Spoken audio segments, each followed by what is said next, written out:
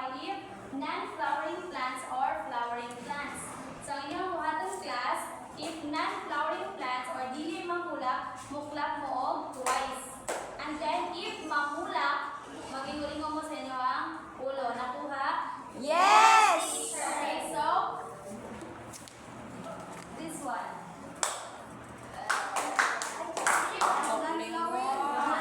Dili man ang mula.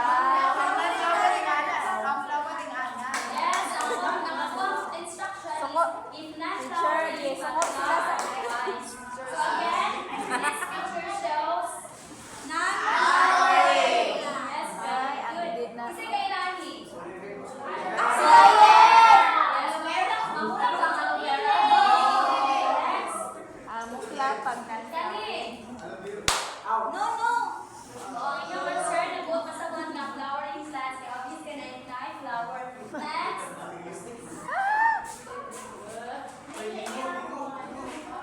Yes, dili siya. Ay, non-flowering and ito siya flowering plants. Next. Yes, non-flowering plants. Kung saan eh, kaya ko tapos, dili mamulak. And last one.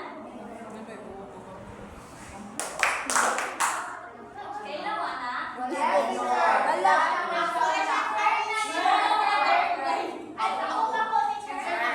Batol ba yan? Ay, takot na. Si pako-pako, takala.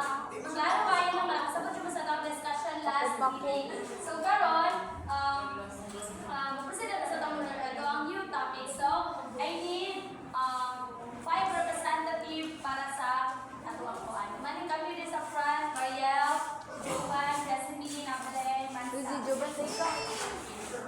Okay, so gusto ko muna ginawa ni Mariel.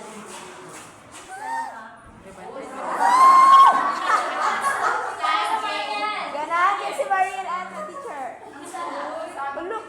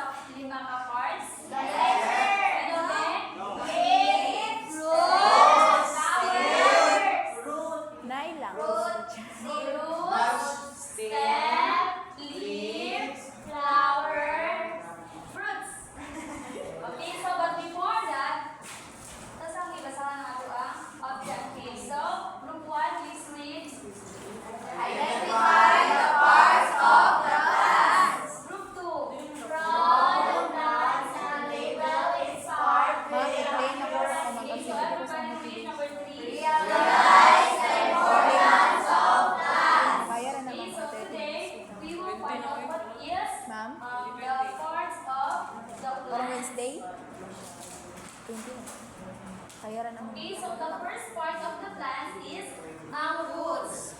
Ang roots is nag-absorb sa tubig o nutrition sa yuta. So, buot pasabot ay isa na kayo ko sa ang roots.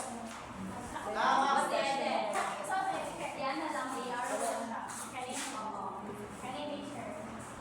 Okay, very good. So, this is roots. Ang buot pasabot na ang roots is nag-absorb ng tubig o nutrition ikan sa yuta. And next is ang stem. Nagasuporta sa tanong o nagdala sa tubig o nutrition. Kasi makakuan na mga sila diriya sa ang stem mga tulo. Sige, si Christine.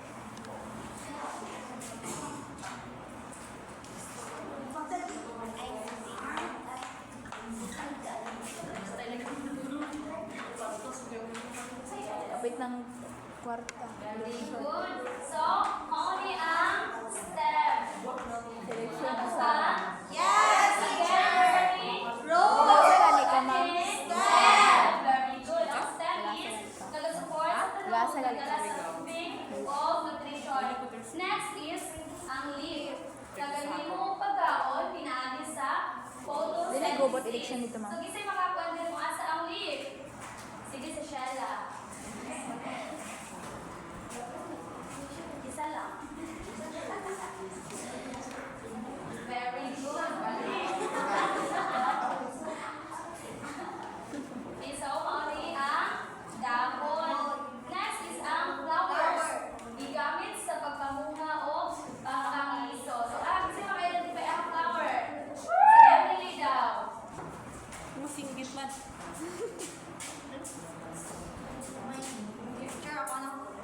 Naka-Milo, di ba? Very good. So, only ang flower. Next is ang fruits. Nagagigan sa bulak pagkasagaran na dunay liso sa sulod. Kaya kung gigamit siya sa pagpangiso. Kasi mag-identify sa fruits. Yes, inable.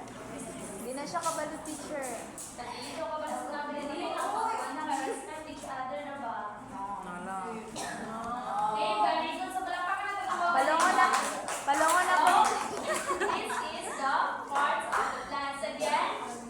Roots, stem, leaf, flower, roots. Okay, so thank you so much.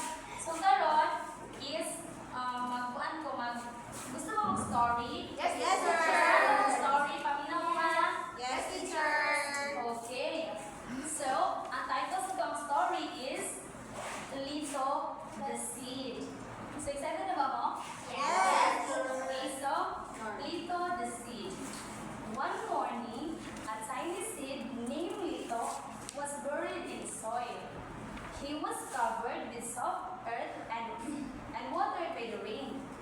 This became the beginning of his growth. First, Lito grew roots. The roots helped him get water and nutrients from the soil. After a few days, his stem began to sprout and grow upward. And then, leaves started to appear. The leaves collected sunlight to make food. Lito was happy because he was growing strong.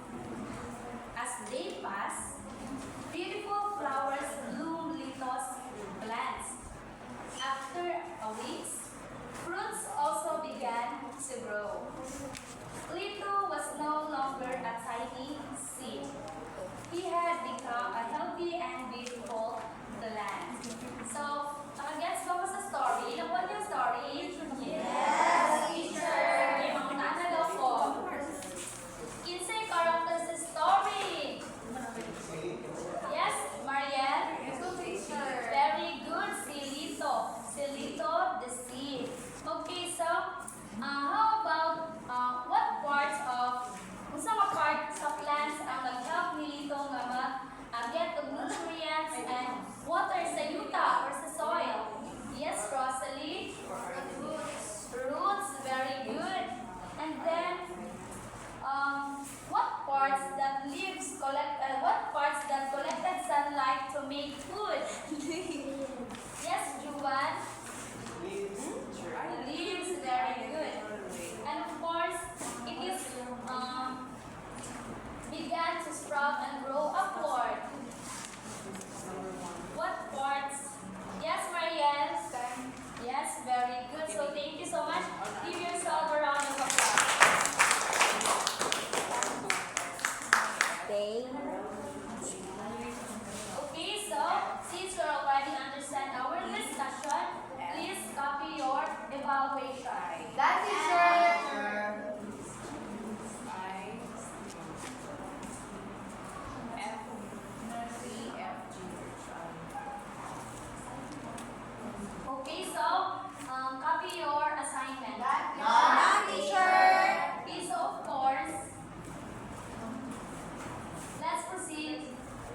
Sky glance